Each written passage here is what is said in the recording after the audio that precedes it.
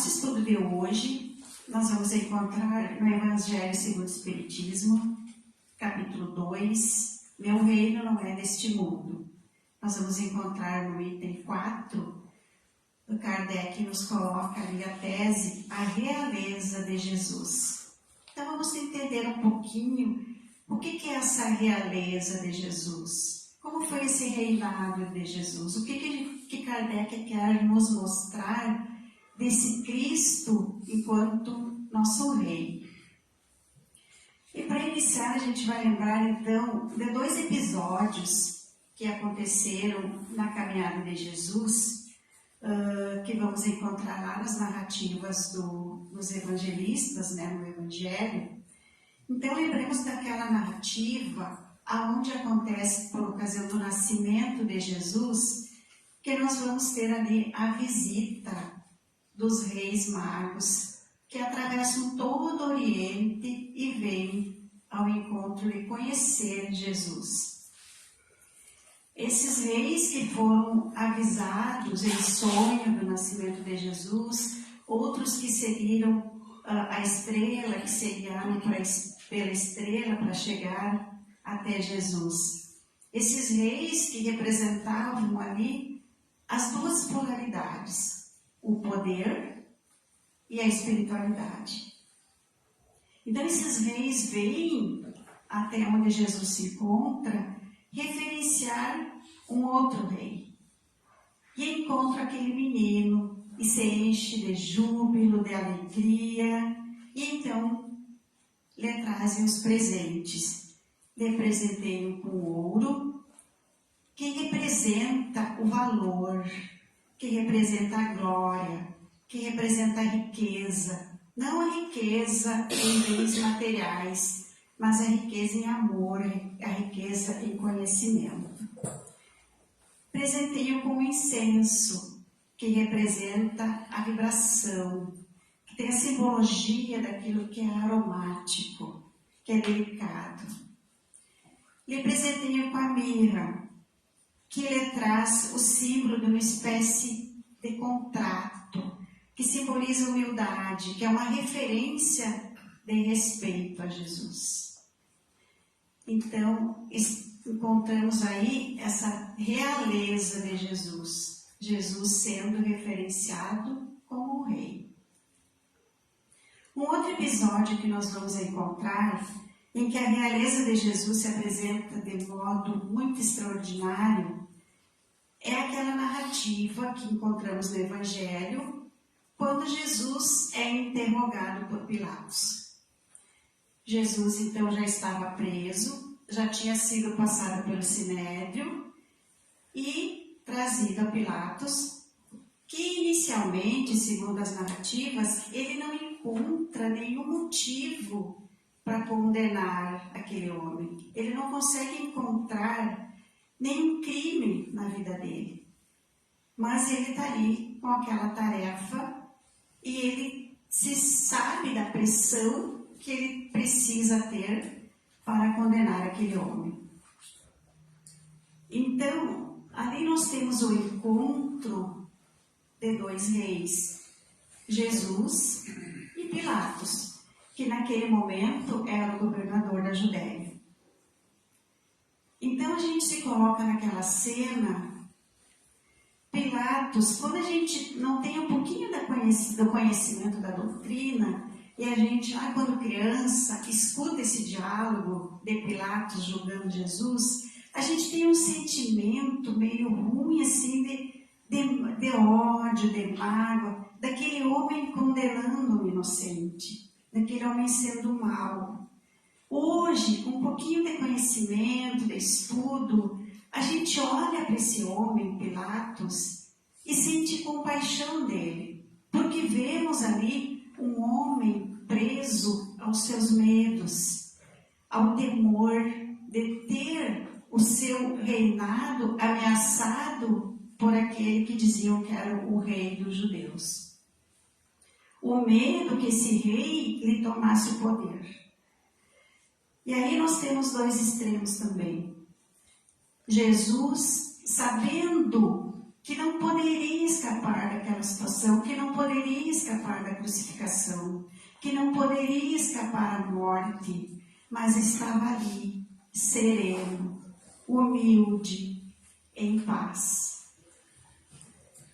Temos um rei julgando com todo o poder em suas mãos, com o poder de decidir o destino das pessoas, com o poder de governar toda a Judéia, mas angustiado, com medo, preso aos seus medos, preso aos seus valores que nada agregava, porque eram valores materiais. Era o poder, era a ambição. Então, na verdade, aquele homem que estava sendo condenado estava livre, enquanto aquele que era o julgador se sentia preso. Então a gente consegue nesse momento olhar Pilatos e sentir compaixão daquele irmão que não compreendeu. E aí esse contexto que vai nos formando na narrativa e que faz a gente olhar para esse rei ali humilde, simples. E quando Pilatos pergunta para ele: tu és rei? E Jesus responde: tu dizes que sou rei. E Pilatos insiste: és o rei dos judeus? E Jesus responde: meu reino não é deste mundo. Se o meu reino fosse deste mundo, a minha gente houvera combatido, para impedir que eu caísse nas mãos dos judeus. Mas o meu reino ainda não é aqui. Então, a gente fica imaginando, quando Pilatos ouviu essa resposta, ele ficou transtornado, porque Jesus não disse que não era rei, mas ele diz que o reinado dele não é deste mundo. Então, aquela confusão, que Pilatos não sabe qual atitude que ele vai tomar, mas ele sabe que pela pressão toda, daquele conluio, daquelas pessoas que estavam ali fazendo pressão, que ele precisava condenar aquele rei que não ameaçava ele em nada. Então, quando Jesus diz que se ele fosse um rei, que se o reinado dele fosse desse mundo, as pessoas já teriam defendido ele, brigado por ele, porque isso seria o normal na condição de um rei terreno, de um rei que está aqui pelos valores, pelo poder. Porque quando acontecia isso, as pessoas, os súditos se reuniam e iriam lá defender o seu rei. Então,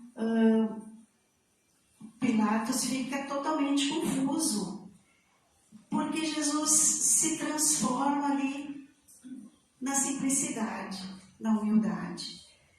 E essa resposta de Jesus deixa ele totalmente desarmado.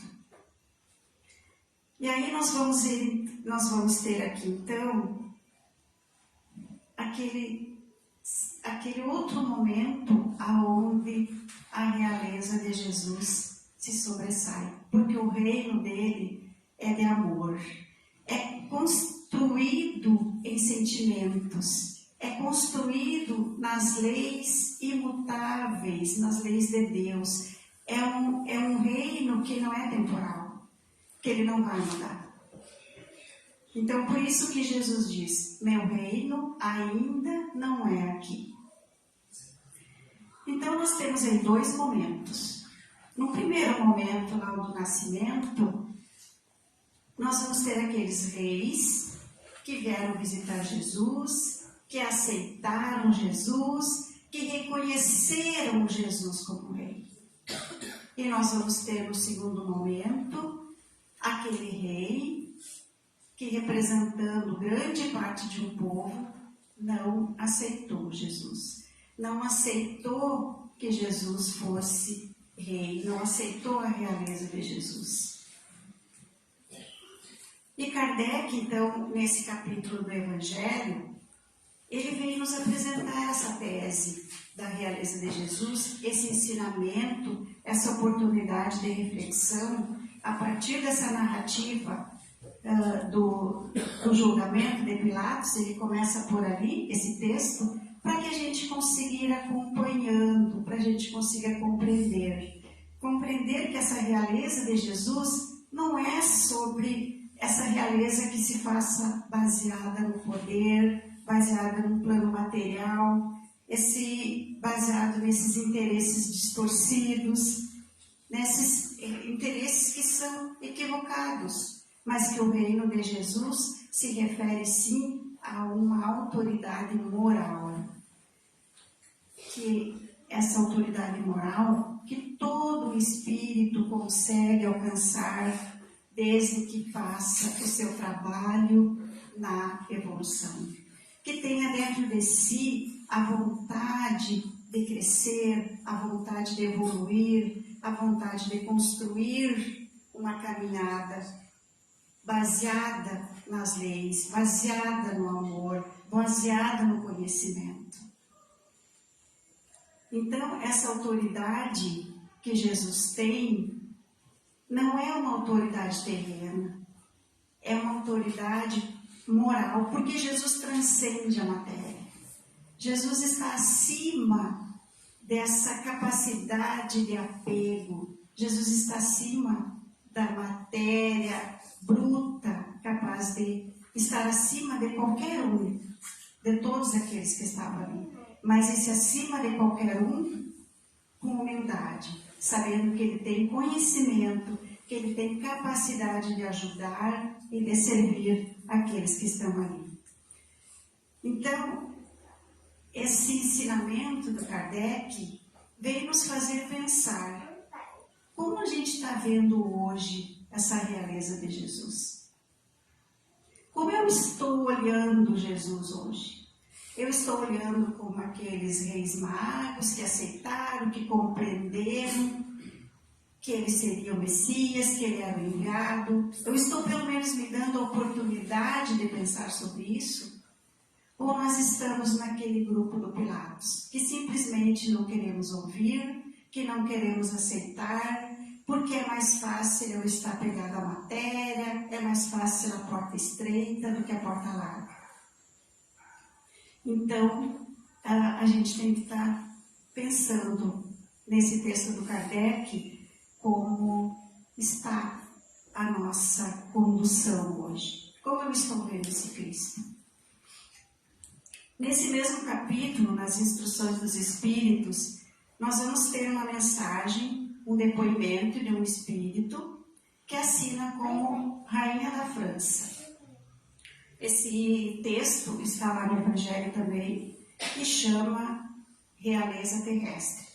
E o codificador apresenta esse texto de uma forma muito inteligente, porque esse texto não é escrito por um espírito evoluído.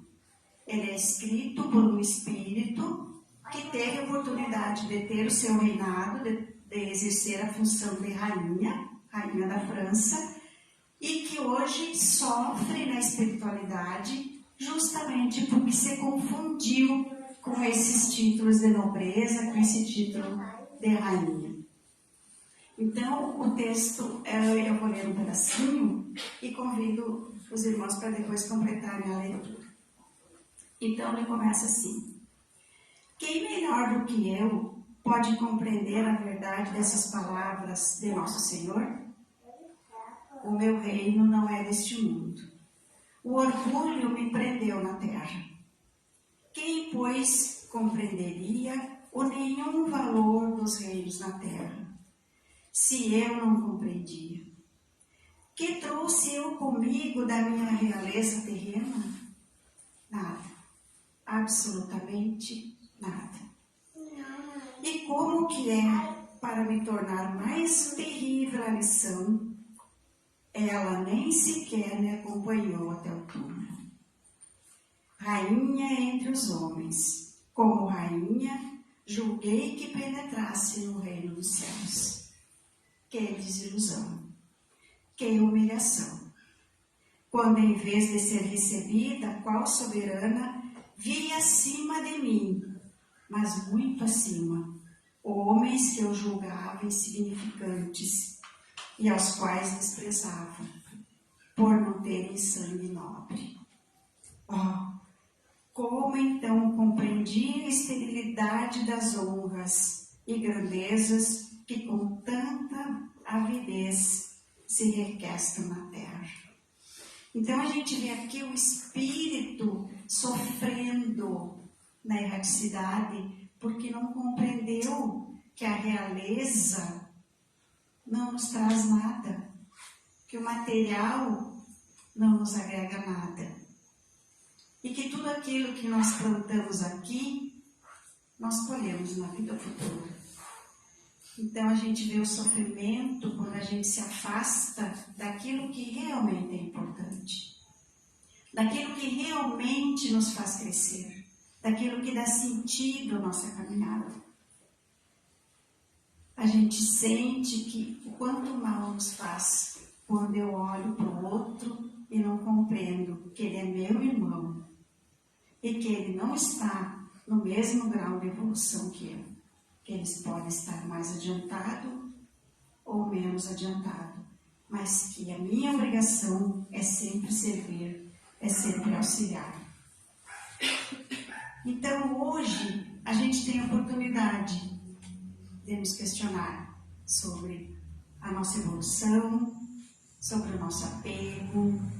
A gente tem a capacidade e a oportunidade de questionar quem são os reis que eu estou elegendo para a minha vida hoje. Em que lugar Jesus está como rei no meu coração? Nós estamos aí todos os dias elegendo o rei do futebol, o rei da música, o rei do pop, o rei disso, o rei daquilo. Estamos idolatrando, estamos seguindo, estamos fazendo postagens. E aonde que está no nosso coração a realeza de Jesus? Aonde que está na minha vida esse rei que tanto tem a nos ensinar? Então que possamos refletir sobre isso e que possamos com essa doutrina conhecer, sentir e vivenciar, porque é preciso que vivenciemos os ensinamentos de Jesus. Que Ele nos abençoe sempre e nos dê a capacidade de escolher e de raciocinar. Que assim seja.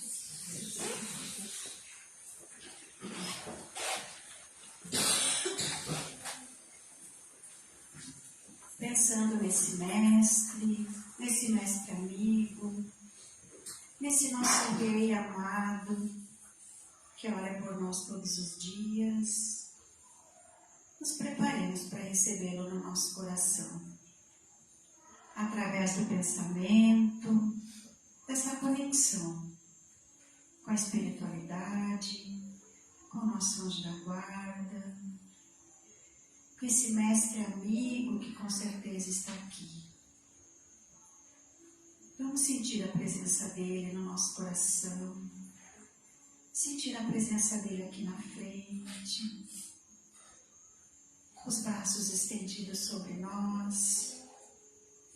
Deixemos-nos envolver por sua luz.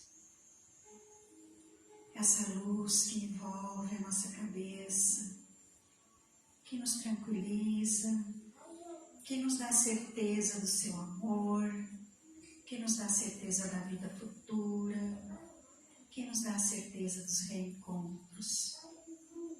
Essa luz que harmoniza os nossos pensamentos, organiza nossas ideias. Essa luz que vai descendo pela nossa laringe, equilibra o nosso chakra, nos permite a comunicação, a boa palavra, o auxílio, aquele amigo querido que precisa de uma palavra.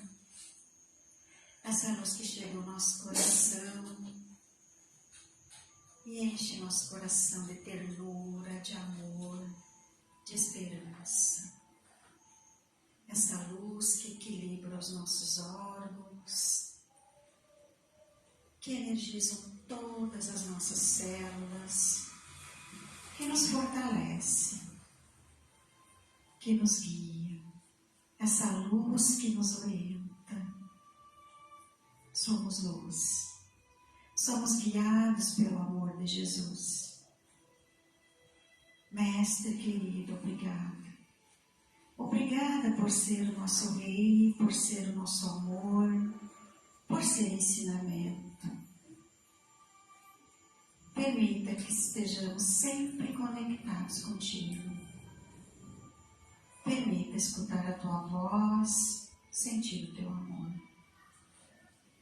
Esteja sempre conosco. Te agradecemos com todo o nosso amor. Que assim seja.